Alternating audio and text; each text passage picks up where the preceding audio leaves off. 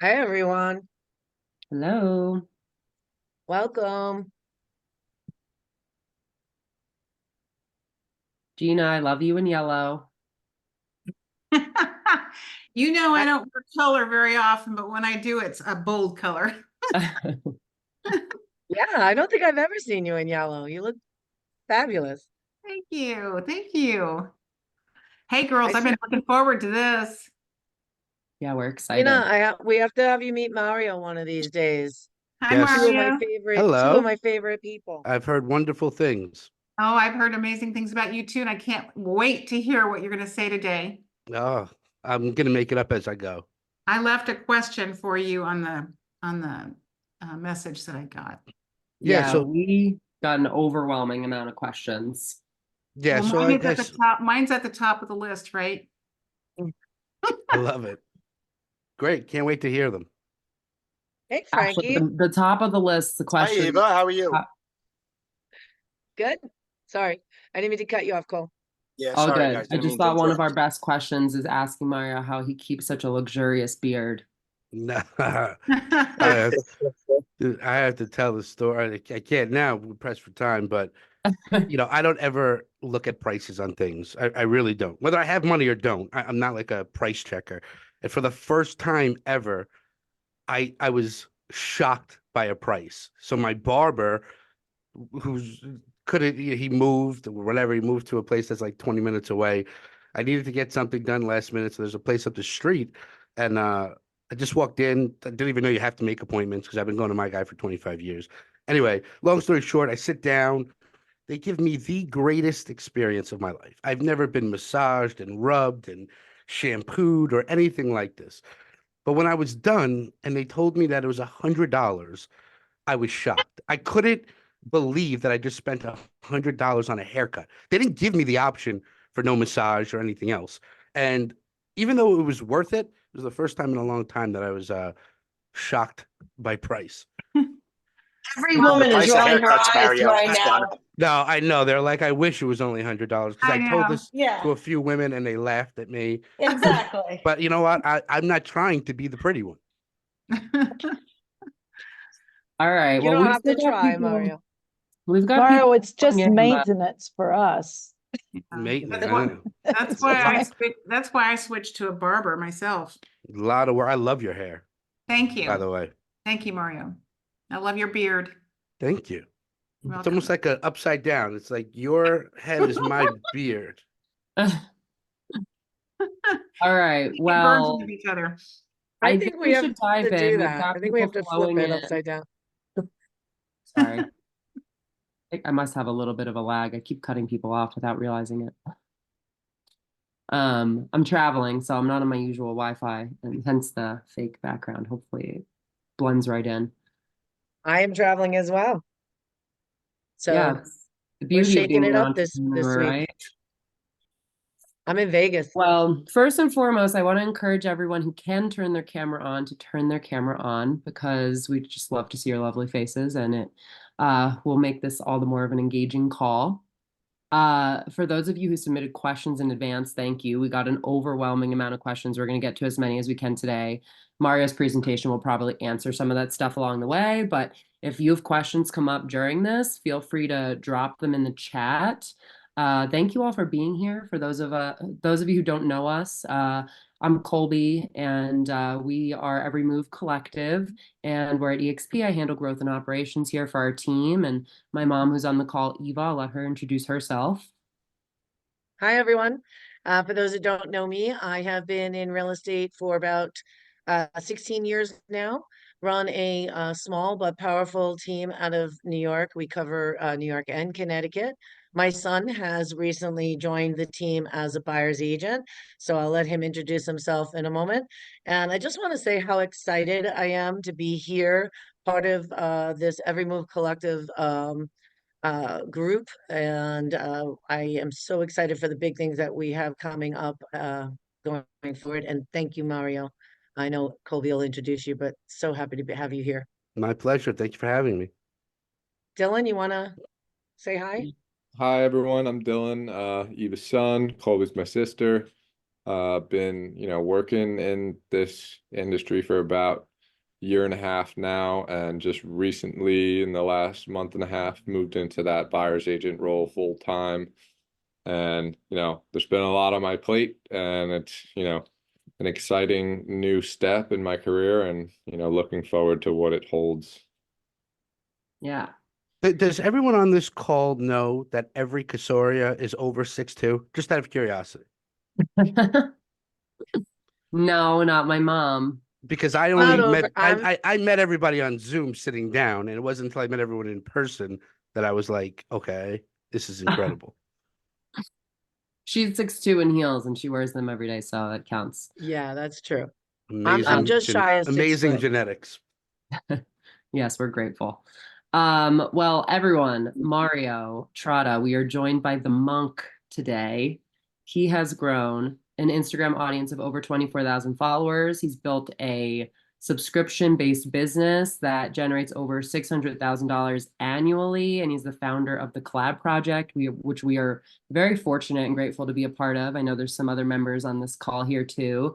It's a members invite-only community for top producing real estate professionals, influencers. We connect, we collaborate, we build relationships, and we learn how to be better at social media because Mario is an expert. So I'll hand over the mic to him and let him sort of dive into this presentation that we're so lucky to have today. Awesome. Thank you for the intro. I'm very grateful that I got to know you and your family on a much deeper level, which to me, that's what it's all about, is making connections, going deep. The more people you know, the more people that know you, the more money you make ultimately. And the more you give, I genuinely believe, the more you get back. So I will, let's get the presentation started here. Share my screen. You tell me if it's okay. Do you see that okay? Yep. Yes. All right, cool. So I have a bunch of presentations that are prepared that kind of go with this this master phase list that I built, because when I first started getting some traction on IG and on social, people started hitting me up, and the first thing that they wanted to do was create content. And I saw that it didn't really work that way, right? There's a lot of things that actually happen first if you want to be successful, okay? In my opinion, I can only say what has happened for me. So you're going to see here, this is IG 101 prepping for content, but it's actually phase 2. So let's get into it. First thing that I want to say before we actually go a little bit deeper is don't be a little bitch, okay? And here's what I mean by that. There's too many people, myself included, we hop on presentations. There's things that people are saying that you're curious about, you want to ask questions, but you're afraid. You don't want to sound stupid. You don't want to sound silly. You don't want to sound like it's something you should know, but don't know. And I'm telling you, I'm giving you the forum to please ask as many questions as you can. I don't mind being interrupted in between the slides. I know Kobe has a list of questions that are kind of pre-prepared, but I don't know how much, the questions were kind of given without any of the context. So hopefully I answer a lot of them as we go through this. We could save those for last, but feel free to interrupt and interject and ask questions as we're going. I love questions. The last thing I want to do is just kind of hear myself talk for an hour and have everybody just kind of like nodding in the background. It's boring for me and it's boring for you. So don't be a little bit, okay? All right, going back to the original slide, which is phase 2, you're going to see here that I have what I think is actually like the formula for success, okay? And there's 5 phases. Phase 1 is discovery and foundation. 2 is prepping for content, which we're doing today. Phase 3 is content creation and distribution. Phase 4 is social media growth and sales. And then 5 is monetizing and scaling. And I think that too many people start at phase 3, which is why so many people are confused. They don't know what to post. They don't, every day to them is like it's like starting over. I don't know what to put out. I don't know what people want. I don't know. That's because you didn't do a lot of the necessary work beforehand. Okay. And in phase 1, this discovery and foundation, it's really, I've put together a ton of exercises to help people extract what I call their super strength, right? Because everybody has one, and to really get clear on who it is that you want to attract. And when you have clarity, everything else becomes a lot easier. Your messaging, the content you're putting out, making connections when you can easily, deliver a line that says, I help, busy professionals meet more people in more ways and grow better relationships, right? It gets easier with clarity. Okay. So my name is Mario Trotta. I go by the Monk now, or a lot of people have shortened it, but the reason that this name kind of came to be is when I first started on IG, I did not know what to post and I didn't know what I was going to do. But I was kind of on this spiritual journey. I was a mortgage banker, and my goal was to put out content that attracted home buyers. Okay. So I never wanted to work with a real estate agent again. And this is some backstory here, but up until this point, when I came back into the mortgage business, um, my relationship with realtors was kind of weird. It was they gave me business, and in return, they wanted me to do things that I kind of didn't want to do. I didn't want to cater open houses. I didn't want to pay for Zillow leads, um, and the list just goes on.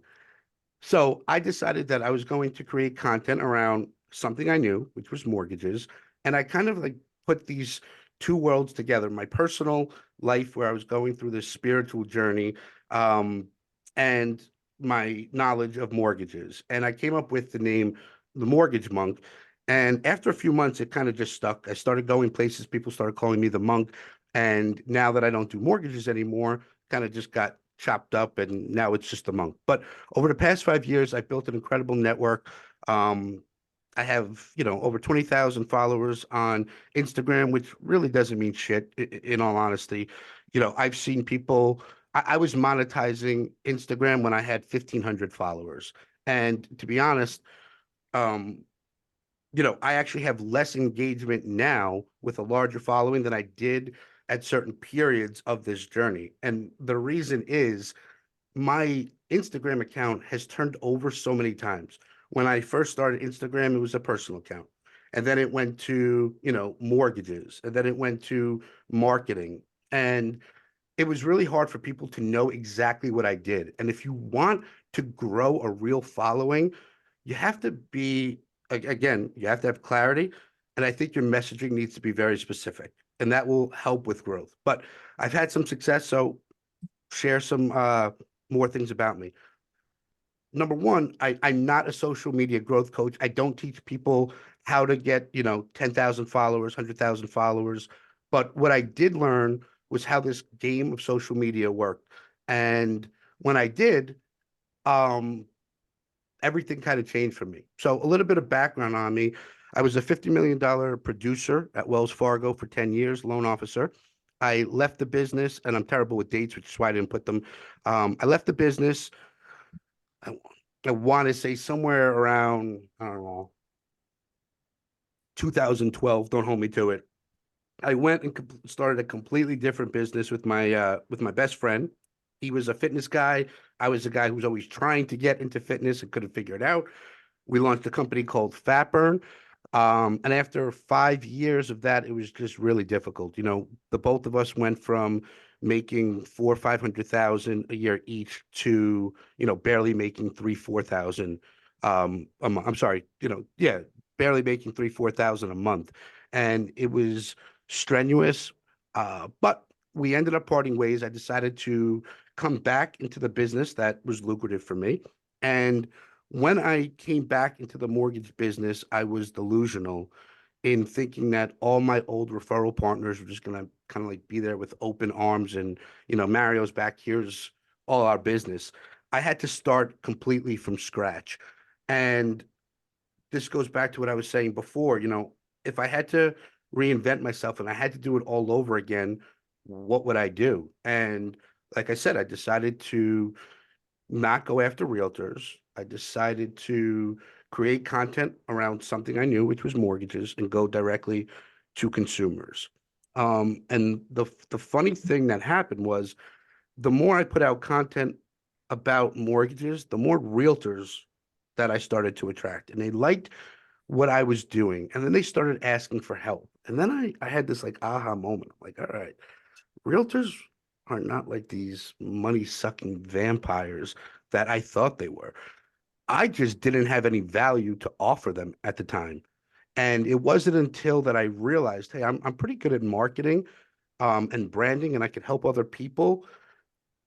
It wasn't until then that I started forming real relationships with realtors. And it started making loan officers who I worked with be like, how the hell are you getting these realtors to come to you? How are you getting them to your office? Like, what's the secret? And the secret was just I'm helping them and I'm adding value to their life. And in return, they're appreciative and it's a relationship that's forming. So my original strategy kind of like it just took me in a different direction. Um, so I'm gonna pause here real quick because I feel like I've been talking for a long time. Any questions so far? Don't be shy. I Don't call be BS. I call BS on, let's see, attack social media with zero clue. Oh, hello, John. For I those of you call who don't know, this is my very dear friend, John Copelis, best appraiser I know in the business, runs a huge community of 50,000 realtors called Ask the Appraiser.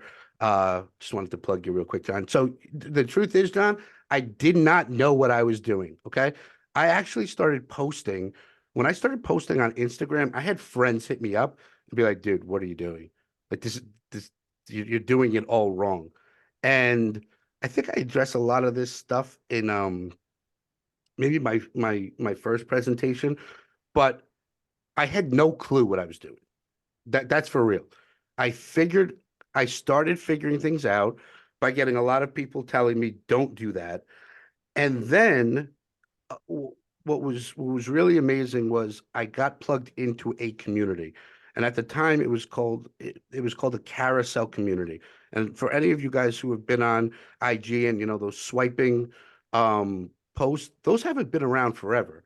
And they started about 5 years ago with these two heads, these two really big influencers that were in the advertising space. Okay, Christo and Michael Janda, and they're authors of books and whatever. But I started getting viewed as a designer, and I got plugged into that community, and they taught me everything about creating content, collaborating. I mean, I watched these guys get together and nobody held back any secrets. They shared their best stuff. Nobody looked at each other as competition, which for John, Eva, anyone who's in the collab project, that's why it was called the project, right? To see if we could take that same kind of mentality, that same mindset, and bring it to a community or an industry like real estate where it's so competitive. And I think we've proven that we can do it. Hope that answers your question, John. I'm curious, by maybe in the chat, how many realtors do we actually have here, or are there people from a lot of different industries here? Mostly realtors, right? Mostly realtors. I think Okay. it's a mix. We've got some lenders here, realtors, but so far we've got Trish is here, professional organizer. This is my girl, another collabor. Yes. Yeah, we I are love the filled with support. realtors. Thank you, guys. One of the Uh, questions that we had received actually was, how do you feel that Instagram fits into the real estate business? And I feel like maybe now's a good time to kind of get your take on that. Yeah, I think, all right. So I don't know how far off this veers, from the presentation, but here's the reality. I think you could pick one platform and work it no matter what. But you got to kind of go all in on at least one. And when you're just starting out, I think if you try to attack more than one, you're going to get overwhelmed. And the truth is, Instagram, I think a realtor could benefit way more from YouTube if they did it consistently. And if I were a realtor, I'd be the mayor, and I'd make sure that my name was branded with a certain city or area, and I wouldn't be worried about, well, what happens if people don't know that I do all of New York? Well, there's plenty of money if you were to just increase market share in just one city, it's enough, and I would just own it. So I don't think Instagram is the end all be all. It's just what worked for me. But I think if I put the same amount of effort into YouTube or LinkedIn or Facebook, I would win. I think anybody, if they put the amount of work that goes into winning into any of those platforms, they'll win. Yeah. And someone commented, which I can definitely, I can relate to this, that they're scared to choose this as the focus of their Instagram and let other things go. We've talked a lot about how important it is to kind of niche down, like you kind of just touched on, so that you're actually speaking to an audience instead of accidentally speaking to no one because you're trying to speak to everyone. Well, let's dissect the question. Do they mean that like they shouldn't be including their personal life, or just narrowing down on something as far as where they can monetize? Because one of the things, and realtor, because I just got so much pushback on this. I tell everyone you should only have one account. I don't think you should have multiple accounts. Okay. And it's because I believe that you're all one. Like I am the same person, in my personal life that I am in my work life, and everything is all meshed. It's not like I live two different lives. And I incorporate a lot of my personal life into the content that I put out. For example, if I make a post, trying to teach people, or show people the wins that can come from being vulnerable. I tied it into a post that I created about my first time in GA, in Gamblers Anonymous, right? And that was the first time I ever saw people be vulnerable. And I was like, this is pretty amazing. Like, I'm watching these grown men get up in front of complete strangers and just kind of like tell the truth.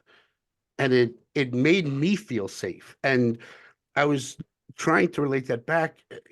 Again, I meshed a personal story with a message I was trying to tell, and say it kind of works the same way here. I mean, if you give first, if you're vulnerable first, if you tell the truth first, people will be like, me too. Right? Like all these little hands will come up. Me too. Me too. And the more of those you get, just the stronger your tribe gets. Yeah. So Mario, I know that you want to probably jump back to your presentation, but there was a question that was presented that I think falls a little bit in line with what you were just talking about with the one page. I myself have 2 pages. We've talked about this too, because I don't know how to, kind of integrate them back. At one point in my career years ago, somebody said have 2, I created 2. And now they've both been alive for so long, it's hard to kind of integrate them back. But the question that was sent to us was also, what's the best way to re-engage with your IG account when you have taken a long hiatus or a long absence from the page? So maybe those 2 questions can be kind of touched on here. Yeah. So let's start with going back to my point on realtors. The realtors are the only ones that I say, okay, look, if you must have 2 accounts because you have to show just sold and all of this really boring shit to appease sellers, fine, have it, but nobody cares. If you want that as like your resume wall, great, fine, do it. Do I think there's other ways to incorporate that? 100%. You could post in your stories. You could do other things, but realtors are the only ones I'm like, fine. If you're going to give me just that much resistance, do it. But post your boring shit on there and post everything else on the other page. Okay. Reactivating a dead account. So my account is something I would actually consider dead. All right. And the reason is the engagement isn't as much as it used to be when I was posting something consistently. And I tell everyone, look, if I want to get back into growth mode, here's what I would do. I would start a different account. Okay. I would keep this account up, but I would let everybody know that a new account has been added.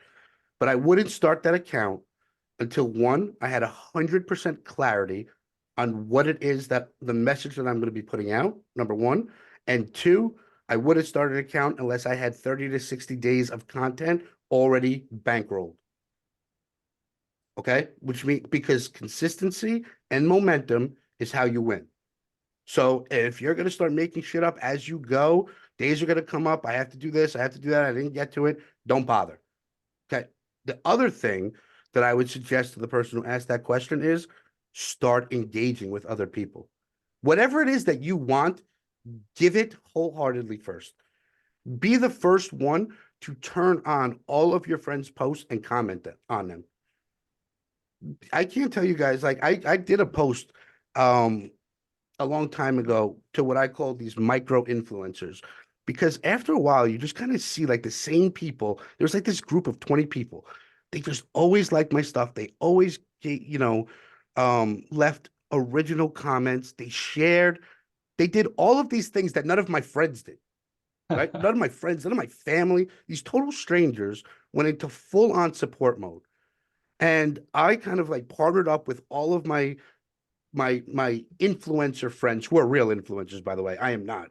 These people have hundreds of thousands of, followers, fully engaged because that's their job. That's what they coach. But I asked them to shout out all of these people. And then every one of them went into their audience and said, here's my 20 people that like support me the most. And then all of a sudden you had these monsters, these titans sharing these 20 people's, pages and thanking them. So what do you think happened to their accounts? They blew the hell up. Oh, these people who were what I call like these supporters of mine, these micro influencers, I hit them up now and I'm like, you guys are at 400,000 followers. Like they all have businesses now. So the answer to your question, sorry if that was long-winded, was engage I first. love that. I Yeah, absolutely love well, that. Dave has his hand up too. I don't know if you can see that. Yeah, sure. yeah, I Shoot, Dave. just before we dive into Dave, because this was Gina's question, she had mentioned in the chat that she wanted to give a little context, and then let's get over to Dave after that. Sure. Thanks, Colby. Okay, so Mario, the reason that my Instagram account was in hiding, or not in hiding, but I just haven't addressed it in probably the last 2.5 years, two plus years. My husband died, and the only account that I focused on was my personal Facebook page. I really let my business page kind of flounder too, which I never got anything much from that anyway. But my personal page, I have gained consistently over time. But hold on, let's pause right here. First off, I'm sorry for the loss of your husband. That's number one. But you just said it. My personal page on Facebook got engagement, so I wanted to do it. My business page got nothing, so I didn't want. Yeah, because nobody's coming on to hear about your business. Nobody's going on Instagram. Right. And I'm a big advocate of what you said in the beginning, which was relative to you being the brand. I mean, that's what I call it. I'm the brand, not my business. I'm the brand. Correct. And so people are interested because of who I am and what I represent. And, just they've gotten to know me over time personally. It's more of an intimate relationship and dialogue there. And I'm a content creator. I do write every day. In my personal life, I'm a writer, working on some projects, but I do share a lot of my little excerpts on my personal page, which has really substantially grown my following over time. However, I was pretty good with Instagram before my husband died. But when my husband died, it all became too much. It was just too much for me to deal with. It was enough for me to it took all my resources to even be engaged on my personal page. But I use that to talk about grief and about death and about, moving on, like surviving, right? All the things, feelings, right? Emotions, because I'm all about emotions. I'm an emotion coach, basically. So I'm working on channeling my emotions, yes. or at least having some, because people tell me I'm just too rigid. Like you're not doing this. Well, it's because of this. Like, so Yeah. sorry. You and I could have a much deeper conversation, my friend. I would love to. It's the only it's the only conversations I prefer. It's the only ones that are worth anything. And then one of my sons died in June, this past June. And so, it was like very difficult for me to even address these other pages, my LinkedIn, everything, my website, everything's out of date, right? Sorry, can I interrupt real quick? So you're a coach and you're a realtor? I'm not a realtor. I'm Oh. a support, what I call a support agency for realtors in general. I do see Okay, other, got it. But you're a coach, so that's your thing. Okay. And all right, so I mean, let's just say you're an emotion coach is how you described yourself, but you didn't do any of that on Instagram, correct? You weren't showing that side of you on IG. Yeah? no. And the reason is because I felt safe doing that in my own wheelhouse, which was really Facebook and on my personal page. I felt safe doing that. I mean, these people I had built a relationship with over time. Instagram is just a different animal Okay, to but me. hold on. Let's start here. Everybody, you're coming on here and you're not going to feel safe. I'll tell everybody right now. If you think you're going to come on and feel safe and feel supported, and you're not, it's a lot of you in the background going like this to yourself for a really long time. And True. if it wasn't, everybody would be doing it, right? But when you're sharing these things, you're giving people permission to feel safe with you, but you didn't have to feel safe first. True. I agree with that. However, that was my choice at the time, was to stay in my own one arena. So And then you should be making content about that, about that you know what it's like when somebody's dealing with grief to go into your own world and to not want to take part and to not do these things. right. So my question to you just answered it really, because it like my question was really to address how do I re-enter into that Instagram space, because I would like to. You want to And know the real answer? You go, here's why I disappeared. I got, and you just be honest. And you're like, I was going through difficult things and you know, it's not that you went into your own world because you shared it on Facebook. So I would say I felt safer on a different platform and not this platform. And here's why. And just start there. great. That's all I needed to hear. Thank you so much. I appreciate it. And thank you for everybody for letting me take up that much time. Dave, you want to Dave? Yeah, I really liked what you said about having one account.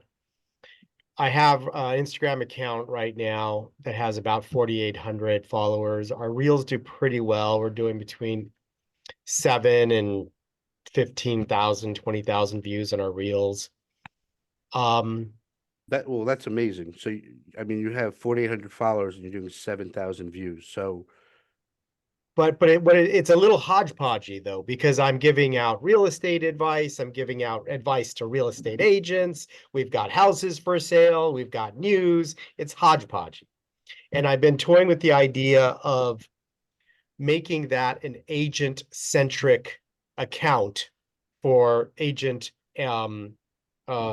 for basically agent generation, and then creating another account that is like about Los Angeles or about a neighborhood in Los Angeles and just drilling down really heavy on that. The actual idea is called 1,000 LA Neighborhoods, and it's all about only houses and neighborhoods throughout Los yeah, Angeles. to me, that's a specific account and a themed account. And I love it. And if you named, so we have a realtor in our group, Bianca Calasuno. She came to me a few months ago and she said, look, I check out my content. And her content was great. It was all about Queens. It was amazing. She had like, all the famous people that live there, best places to eat. And it was great. She's like, well, why aren't I growing? And I'm like, well, I can't tell you the exact reason, but here's some suggestions I would make. Number one, I would change the name of the account from the Bianca Calasuno team to something very specific to Queens. Yeah. And we ran it through ChatGPT and we came up with the name Live Love Queens. Okay. And in the last 3 months, she's grown over 4,000 because people felt that they were following a themed account, right? Right. This is for Queens. This isn't to sell me anything. Even though her name is listed in, the profile, the handle itself was Live Love Queen. So I love that idea. And then I would just double up on if you're consistently doing these reels that are getting 7 to 14, 15,000, well, which ones are doing the best, right? Every month you should analyze. And then it also let me go back. because I think numbers are tricky, and I think people get too caught up in the amount of views they're getting. What are the real metrics that matter here? Okay. And one, is it adding to your follower count? Is it getting more people into your newsletter? Is it getting more people into your CRM? Like, views don't mean shit to me. If I got 100 views, but that got me, 80 emails, that performed better to me than the 50,000. And I'll tell you what, people like want these reels to go viral. You know what has to happen for things to go viral? You have to be really broad. And if you're really broad, you're talking to no one. Yeah. So that's the truth. Yeah, I agree. I hope that answered your question. If not, It helps. Yeah, it does. Thank you. cool. All Great, right. Mario, do you want to go back to presentation and then we'll jump back into other questions? Yeah, sure. Let's do it. All right. So let's go back here.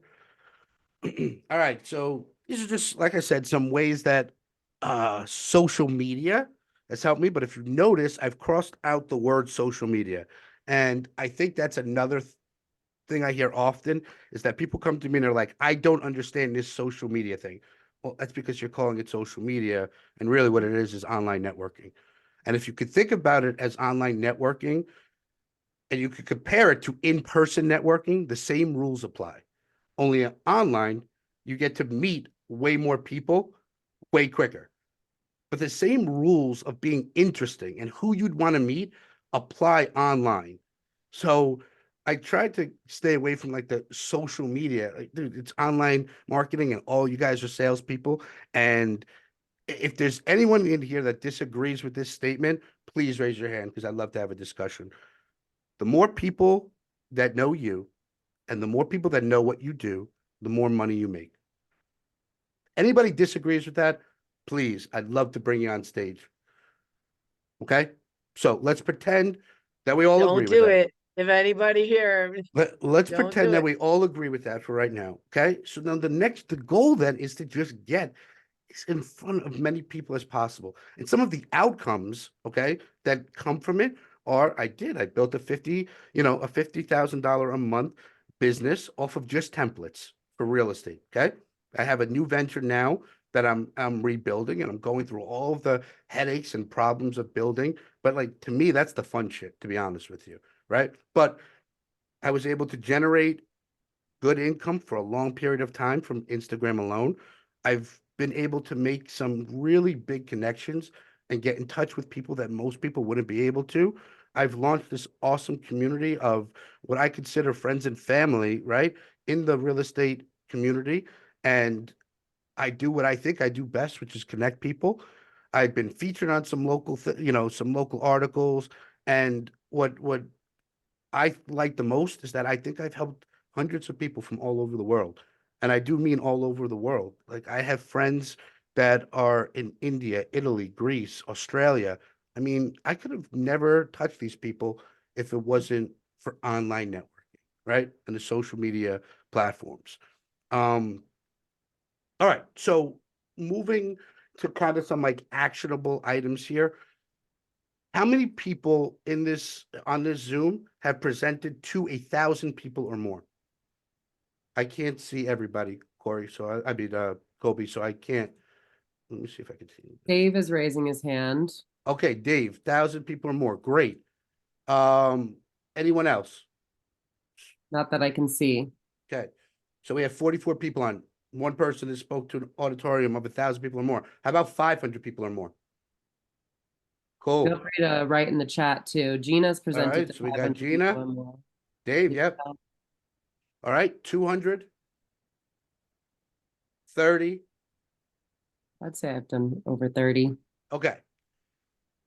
Here is Yeah. the biggest mistake that I see most people make, which is thinking that their follower count matters. Okay. And they don't think that they have a big enough following to get attention. Or it's not worth it if I don't build this following. So they, I created this post one time just to kind of put it into perspective. 30 followers is a coffee shop full of people. 200 followers is a wedding full of people. 500 followers is an auditorium full of people, and 1,000 followers is a conference room full of people. So I want people to look at this and be like, you're right, my audience isn't that small, because most of you haven't even spoke to this many people in one shot to begin with. But you're just not looking at it that way. Go ahead, John. I see your hand up, brother. No, I'm sorry, guys. That was you asked for about 50 people. That's what I've. Oh, okay, gotcha. You got it. Yep. Thanks, bro.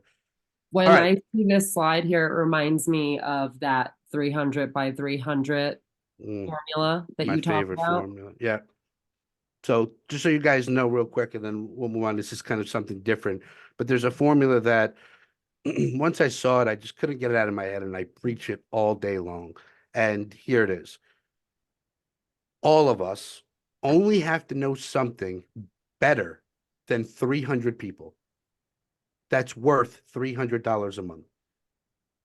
And that's 90,000 a month.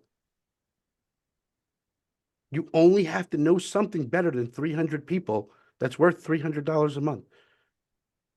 And that's almost your $1 million a year right there, just from teaching someone. And everybody is great at something. Okay. Kobe has a list of shit that she's great at. And I just added another one to her list that she's probably wouldn't even realize that could be a business on its own. I watched how Kobe organized this entire, webinar, from how she hit me up and asked to how she created all of the, graphics to promote it, to how she's been on top of the emails, to how she's collected, questions from all of you guys. That's a whole business all in itself. Just running an effective webinar. And you only have to do it better than 300 people. Yep. Mario, I'm sorry, man. I'm not following that. How are you figuring this out? Sure. Explain a So, little. yeah, 300 times 300 is 90,000. Okay, so we got the math part down. Okay. Mhm. If you know something better than 300 people, and let's use an example, okay, with John, the appraiser. John, how long have you been doing appraisals for? 38 years. Okay. How many deals at your peak were you doing per year? 500 for myself. Great. How many new appraisers would love to get to 500 appraisals a year? 100,000. Great. If you were able to capture 300 of those people to pay you 300 a month and just teach them something you've already achieved, it's 90,000 a month. Get it? That's it. Got it now. Subscription-based, like a subscription-based model. Yeah. I mean, there's other ways to do it. I just like the recurring revenue because there was nothing better, guys, than waking up, on the first of every month and having 60,000 at your account. Like, to me, that was the best. Right? All right. Any other questions? No? Okay. I noticed Lisa Gold just put a comment in the chat about that's a whole nother business. What? Yeah. Well, I mean, look, I tell everybody who comes into the collab, like, my ultimate goal, my big goal in life is to have everybody find their super strength and monetize on something that they love. Like when you can stop trading your time for money, right? Like you have to be somewhere to make money. It's an amazing thing, right? When you have that Hand freedom. raised from Kinga. Hey everyone. Sorry, I'm sick, so my camera is off. I look like hell. So thanks for all the great input. Now, kind of going back to Colby, to your example of your organizing this webinar. And the subscription model, how would you keep that going long term? Because I mean, there's only so much you can talk about, right? And like, how do you keep the people paying for $300 a month to, I mean, there's an end to it, I would imagine. Yeah, but everything hits an end, but it all depends on what your deliverables look like. So if let's just say every 3 months, Kobe, right, rolls out a new lead magnet, right, 2 webinar model, so a one-to-many selling, and she's assisting in all of the things that come with that. So there's pain points that come in everything. And listen, here's why giving away your best stuff works because only 97% of people, 97% of people will never do anything with the information you give them. You can literally give them the full-blown framework step by step, and 97% of people aren't going to execute. There's a very small amount of people that will actually do it on their own. The majority of people come in and they're like, I just want somebody else to do this for me. Right. So Colby's whole goal then would be just to find busy executives that don't want to do this, but they see the end result of running a webinar, right? So $300 a month is $3,600 a year. If I ran a webinar that brought in 20,000 a clip, and I had to do no work because Colby walked me through it, is it worth my time to learn how to do everything, or just pay Colby to do it? But yeah, you're right. Some people are going to bounce out. It's what we call churn, right? What's your churn? And when you run a monthly subscription, you want that churn to be as low as possible. But it's always going to have churn. And that's a different story of how to keep filling the funnel and whatnot. But I don't want to harp too much on that. Yeah. Whole topic for another time. Yeah. Okay. Well, no, thank you. Cool. Thanks for chiming in. All right. So let's get into some tactical stuff here, guys. Because we only have a few minutes or 15 minutes left, which I actually think we can easily get through this. So number one is the handle that you choose. Okay. My original handle was the Mortgage Monk. And here's why I changed it.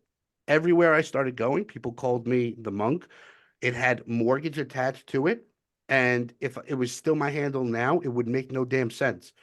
And I'm pissed that I branded it that way in the beginning. I could have easily put it, in other areas and, on my social. I shouldn't say I'm pissed because I only have 2 regrets in life and that's not one.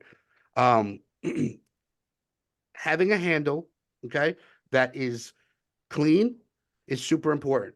And I think it should be the same name across the board. So if you notice, I have the Mario Trotta as my name. Why? Because there was probably 1 or 2 platforms where I couldn't just get Mario Trotta. And I wanted it to be the same across the board. So I added the in front of it. And I was able to get the domain name, Pinterest, LinkedIn, every single place, it's the same name. So you want it to be as short as possible. You don't want to have underscores and periods. I don't think you should be putting your occupation after it. Colby Casoria .coach. No, as close to your name as possible and as short as possible without any confusion. Here is one of the worst things that can happen for somebody, and it happens to me all the time. I literally I take a picture with somebody or I do something with somebody, and I put in their name because that's all that I know, and their name's nowhere need to be found.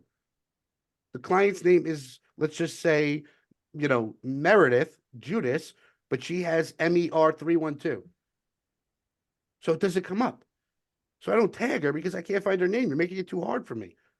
Why would you make things difficult for people to find? These dots and these, lines and long real estate pro and nah.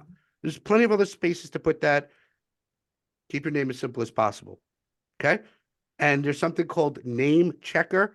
Colby, if you want, I can send you the link because I know they probably can't access this. But it's called Name Checker. And you literally put in a name and it'll tell you all the platforms that it's not available. Okay. Next, so just going a little bit deeper with the name. These were my original business cards that I had done with Moo, and I liked them. They were this like little square, very hard piece of material, but I put no contact information on here. The only thing that you guys see was just my handle right here at Mortgage Monk. Right? And it was the same across every single platform. So it didn't matter where they put that in, I was coming up. And you'll see right now, if you follow me, my name is same name across the board. Domain, Facebook, YouTube, LinkedIn. All right, next is a profile pic. I think this is important because I see a lot of people kind of do it wrong, and I'll show examples next, but I think you should have the same picture across all the platforms. I think it should be a headshot. I think it should have a colorful background to pop. I don't ever suggest using a logo. Okay, always your face. And here's some examples. And if you were to actually start scrolling through your feed right now or your DMs, I want you guys to pay attention to the ones that actually pop and stand out. Because all of this is just trying to get that little edge to stand out, right? Pictures that have, backgrounds or crazy things going on, or your family in the photo so that your head is even smaller, they don't stand out. So a good headshot and a colorful background or something that pops, I think goes a long way. Next is this little search tool here. It's where you would actually put your name. I actually want to change that, but I have to go through the whole verification process again, and I actually just can't figure it out. Like, I want to change and put something like connection coach or something along those lines, because there is space, so I want to use the space. But when I got verified, I had it just like this, and now you can't change anything without canceling that. So it's just a problem. So I'm telling you guys, don't make the same mistake. You have 30 available characters, use it.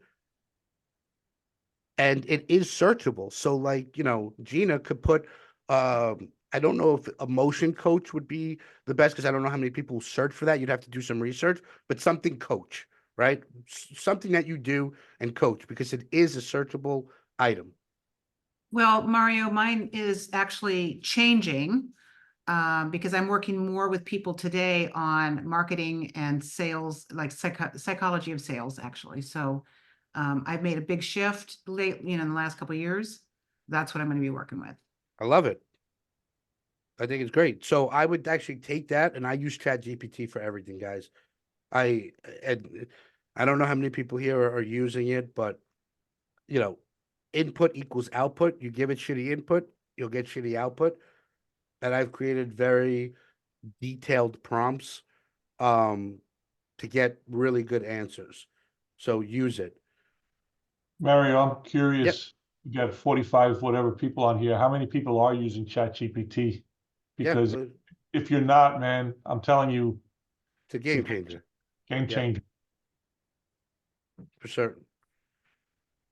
All right, so down here are some examples. John Smith, Mortgagello, Lucas O'Keefe, IG Growth Coach, Jane Bender, NY Realtor. Okay. Bio.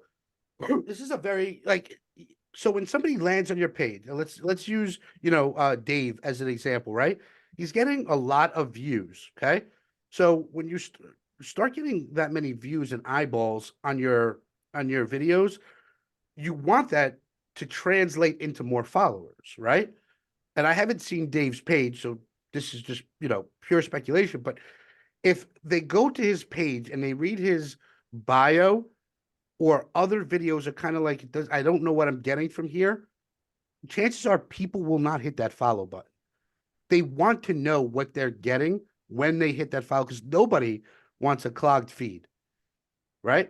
And if you guys pay attention to the people that you follow, not out of obligation, not like your friends and family, like if I don't follow them back, they're going to hate me, which, by the way, I'm way past that. I don't follow, I do not want my feed covered. If you're not doing shit, I'm not following you. But I tend to follow things that like I want more of. So I'll follow, an account that has only Chat GPT prompts all the time, or talking about AI, or I'll follow, a New York City foodie place because I'll save places to go and eat. But they had the same shit. If these people, posted AI prompts, and then all of a sudden a picture of their dog, I'm like, what is going on? It's not what I signed up for, right? So tell people who you help, tell them how you help them, how you help them do it, and then always tell people what you want them to do next, right? It's a journey. And if you kind of could look at everything like it's linear, where everything's feeding to the next, right? So if you study copywriting, what's the point of the headline? To get you to read the subheadline. What's the point of the subheadline? To get you to read the paragraph, right? Like, everything leads to something else. So if your goal is to get people to watch a video, okay, what's the call to action then from the video? What do you want them to do next? Visit my account for more information like this or for more videos like this, right? Take them down that journey with singular focus. All right. So example, I help top producing realtors, LOs, and influencers. What do I help them do? I help them connect, collaborate, and create content. How do I do it? Through an invite-only network. What do I want you to do next? I want you to click the link that says learn more. It's real simple. Call to action is the biggest thing. When I first started out, and I literally just put together, my framework of exactly how I got to $50,000 a month, because it wasn't guesswork. When I look back, it was a series of things that I did, which, if you guys stick around to the end of this presentation, I'm actually going to be giving away my 50K framework, which will be ready in 48 hours, but I'll give you an opportunity to kind of just put in your email, and once it's ready, I'll send it over to you. But when I first started, my call to action was always schedule a 15-minute Zoom with me. That was it, which meant every piece of content that I put out, it only had one goal: to get them to want to ask more. And if I could get them to want to ask more, I was able to capture their information.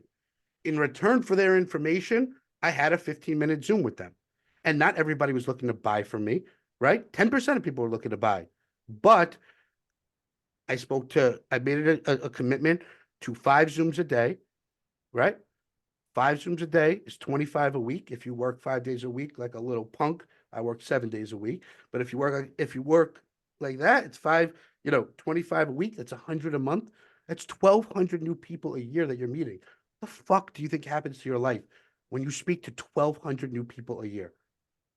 In addition to that, what I did was I already was on this phone call. I was already there. And you can ask anybody on this call. I have recorded every Zoom I've had for the last 4 years.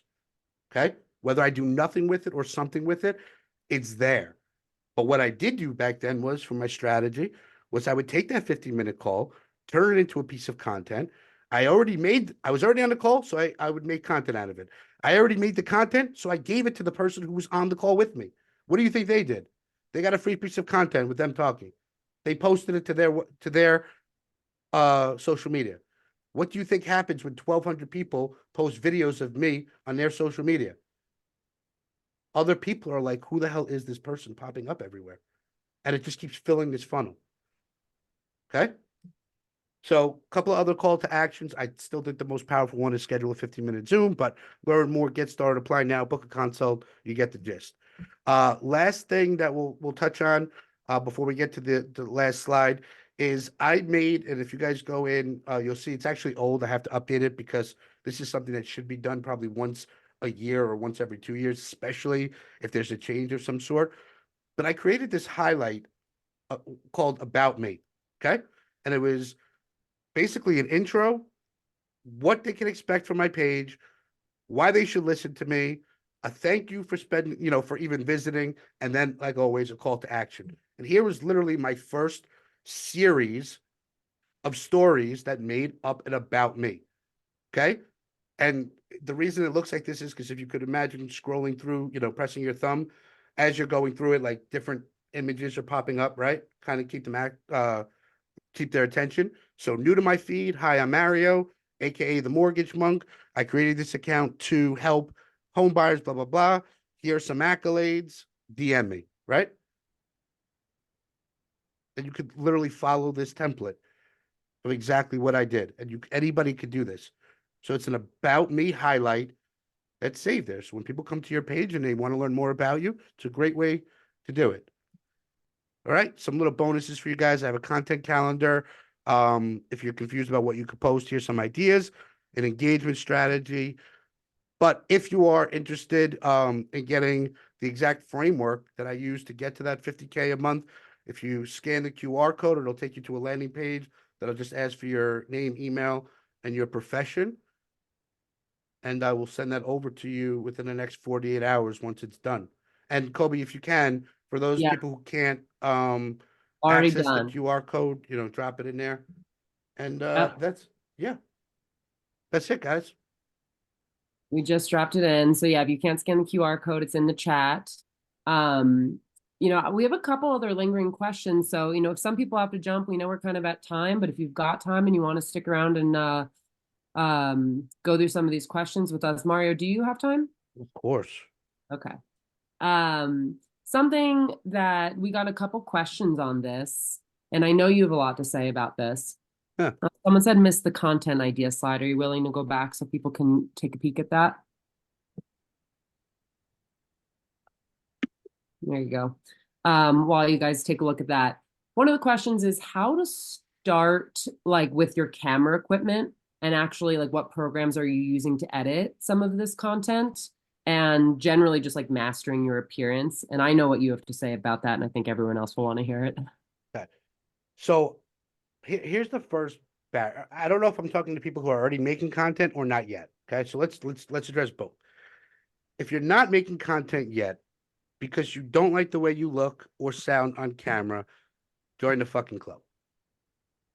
I don't know what else to say. No, 95% of us don't. Okay. And you can ask anyone who's made video, John, Eva. I'm not lying.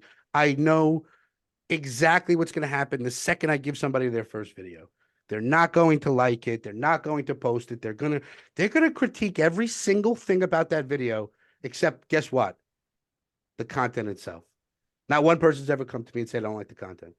Everybody's like, I don't like the lighting. I don't like the way I look. I don't like the way I sound. I don't blah, blah, blah, blah.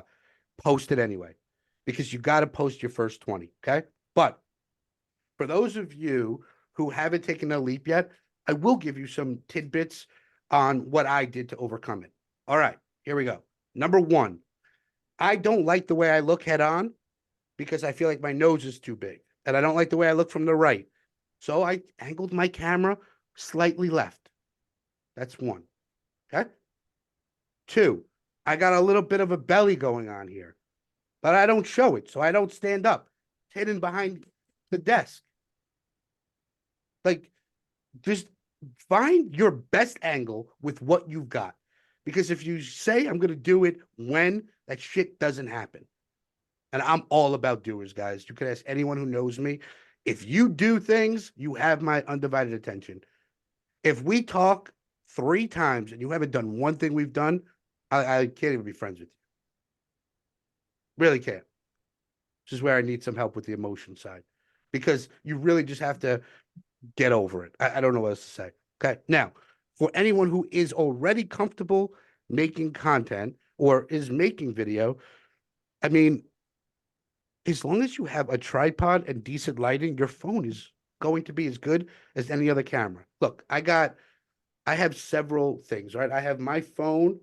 I have this right here that I use, right? This is for my normal zooms. Then I have this expensive camera over here that I'll do for higher quality, right? But my stuff is just always set up. I always got my mic is on, my Zoom recording is always on, and here's what I did. Okay, another reason that the collab kind of was launched. I hated making a video and talking to myself. I didn't like it, but I was already having conversations. So what did I do? I just filmed my conversations, and then when I look back at all those old videos, yeah, my camera sucked. My audio sucked. Okay. And just kept improving as I did more. So I just filmed conversations I have. So if anyone here is just uncomfortable picking up a camera, talking to it, great. So was I. I still don't like it. Get on a Zoom, record it, and have a conversation with somebody else. What's your excuse? And you know what? How about this? I spoke to a very dear friend of mine yesterday who feels like he needs to lose 25 pounds before he hops on camera. And I said, dude, don't make a video. Make a carousel post. Tell a story a different way. There's 3 ways of making content: video, audio, writing. Pick whichever one is comfortable for you. Just do one. Doesn't have to be video. My friend Dane Walker, if you guys look him up, this dude has 500,000 followers. What's he known for? Carousels. He writes very captivating slides and knows how to tell a story.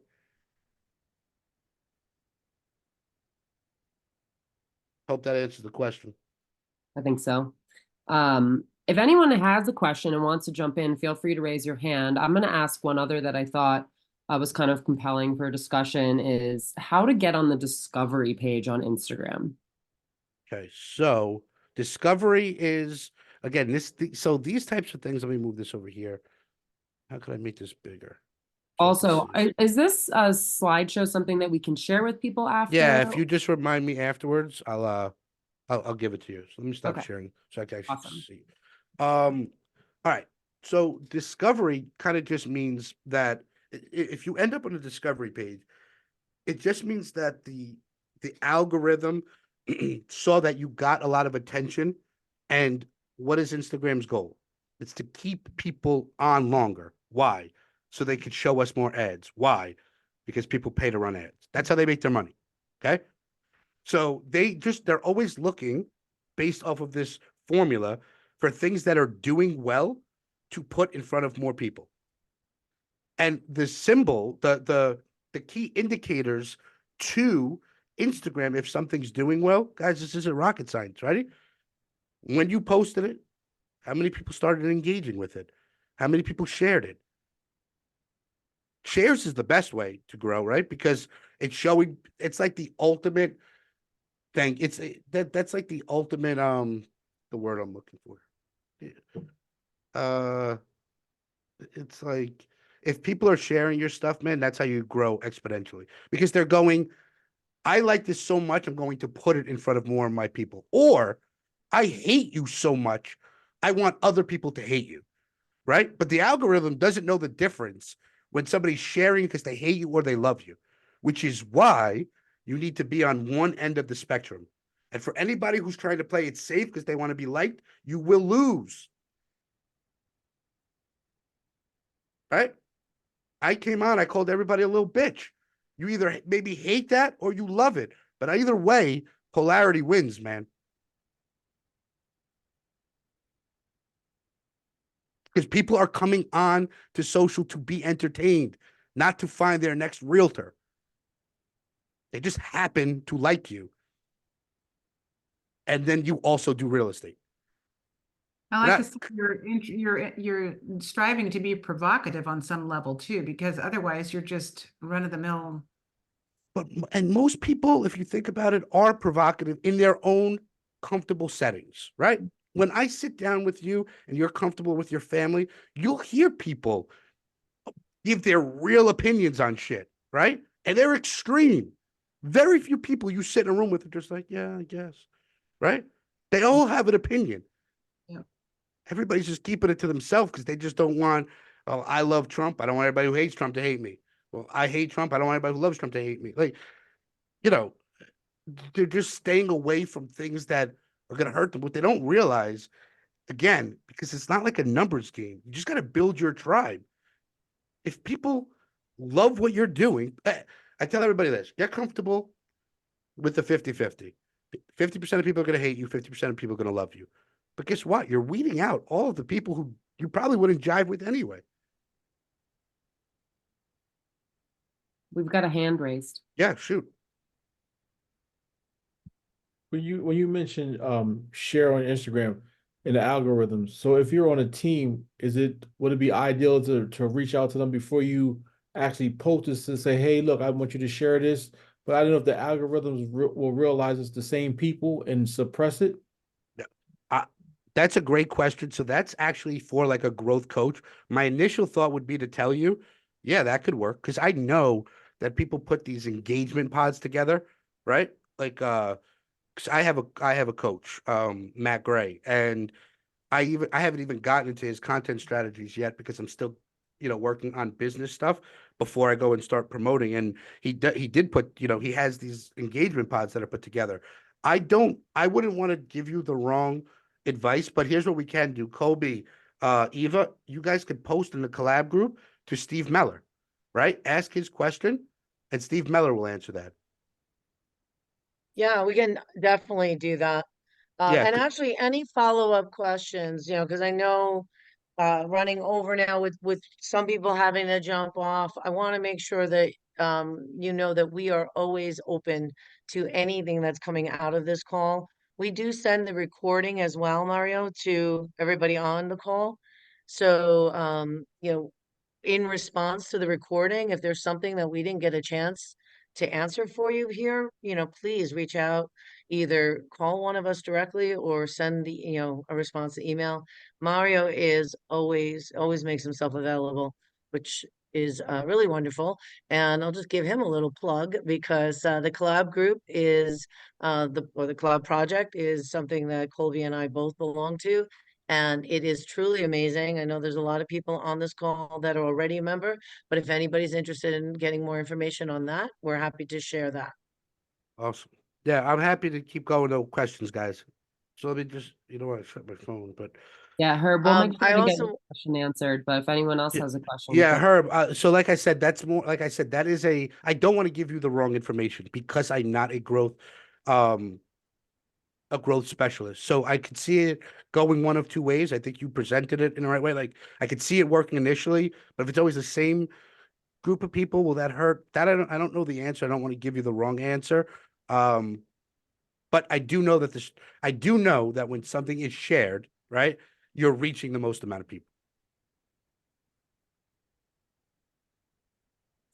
So Steve Miller just Colby, the texted me. last thing that we wanted to touch on also was asking people if you liked what you heard here, if you don't mind going to our page and, you know, leaving a comment or following us or liking it, because this is this is our first quarter still? Are we still in first quarter? Yeah, we'll be Um, announcing our Q2 lineup soon. So we'll have a whole nother 3 months worth of speakers coming, you guys. And we've got a TEDx speaker, an author, a real estate veteran coming to join us on Monday, March 11th. That's our next event. So I dropped a few links in the chat, Mario's QR code, so that you can learn a little bit more, connect with him there. If you enjoyed our mastermind, drop a review, and there's an RSVP link to join us next time. And I'll send this all in an email to everyone who attended. You'll get the recording.